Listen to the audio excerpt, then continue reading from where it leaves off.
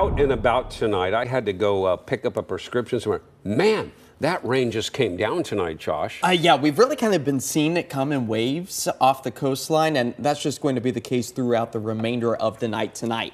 A bit of a time-lapse view of those clouds rolling in, and Jeff, I think that's probably one of the rain showers you were hit with earlier this evening as we hold on to that potential for tonight and much of the day tomorrow. But it's been beneficial rain, filling up those rain gauges to just about 3/4 of an inch here through the I-5 corridor, slightly lesser amounts out towards PDX with more than a ½ inch, but also nearing that inch mark out along the shoreline. As the moisture just continues to flow its way in from the Pacific Ocean, this is still the tail end of our latest atmospheric river, and that's why those temperatures are hovering in towards the low 50s at this point in time, and we're not really seeing a big snowmaker for the Cascades, at least at lower elevations, as the Portland-Vancouver metro area continues to see these rain bands stroll their way through our area. As we take a live look at a very soggy downtown Portland on this Wednesday evening, temperatures right now at 53, and we are picking up on a few light rain showers out at the airport as the on and off again rain showers take us through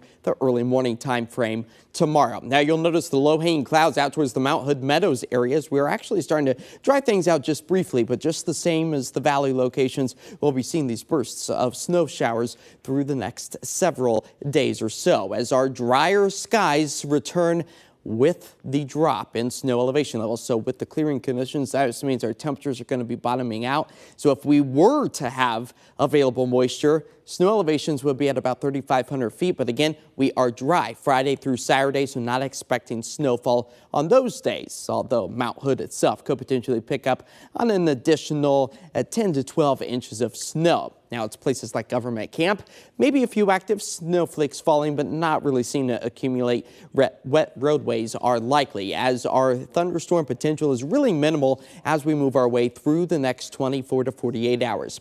Here it is, all timed out with the Futurecast. There you go, the snow machine getting going once again as we work our way towards tomorrow morning. By the afternoon hours, we finally start to break down some of that wet weather potential. That's going to take us into Friday morning. Still a raindrop or two before we start to dry out our skies.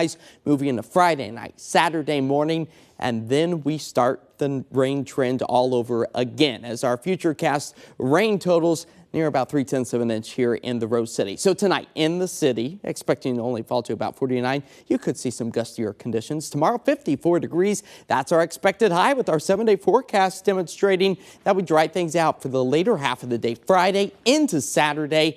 And then the next burst of widespread moisture returns Saturday night, takes us into Sunday and Monday. Hello, November in the Pacific Northwest, a sight that we all kind of hope for during the summer months. It's finally here. Yeah, it feels really like fall. And thankfully the wind, of course, isn't going to be so dramatic. It was pretty dramatic today. It's definitely going to start to taper back. Okay, thanks, Josh. Yeah. Hey there, Jeff. Adam